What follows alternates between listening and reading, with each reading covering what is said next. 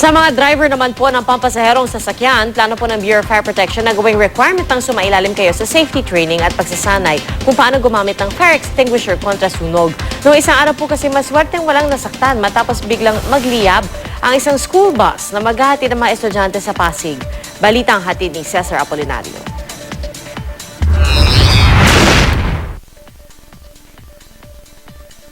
Nasunog ang school service na ito habang naghahatid ng mga pasahero estudyante sa EDSA Ortigas flyover sa bahagi ng Quezon City. Papunta raw sana ang sasakyan sa Pasig City. Ayon sa MMDA, may sakay raw na ilang estudyante ang school service nang masunog ito. Wala naman daw nasaktan. Tumagal lang daw ng 5 minuto ang sunog dahil naapula raw agad ito. Nag-driver ng sasakyan gamit ang fire extinguisher. Required ang mga pampasaherong sasakyan, kabilang ang school bus, na maglagay ng isang fire extinguisher. Pero tanong ng Bureau of Fire Protection, lahat ba ng driver marunong gumamit ng fire extinguisher?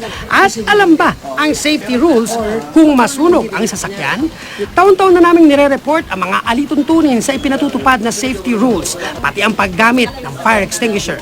Dahil delikado ang sunog, mapabahay man o sasakyan, plano ng BFP na i-require ang lahat ng driver na sumailalim sa training sa safety at kung paano gumamit ng fire extinguisher.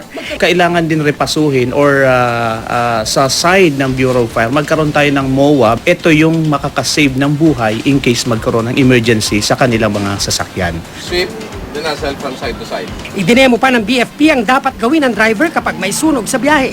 Dapat itabi ang sasakyang nasusunog, patayin ang makina at pababain lahat ng pasahero. At kung malaki ng apoy, dapat lumayo ang mga tao kabilang ang driver. Pero kung maliit pa, subukan daw patayin ang sunog gamit ang fire extinguisher. Kunin yung fire extinguisher, nakalabas yung mga pasahero, punta sa harap. First thing to do is, twist the pin, pull the pin, get the nozzle, aim at the fire, and squeeze side to side. Abot sa 200 insidente ng sunog sa sasakyan ang naitala ng BFP noong 2012. Samantalang mahigit 100 insidente naman ang naitala ngayong 2013. Cesar Apolinario, GMA News.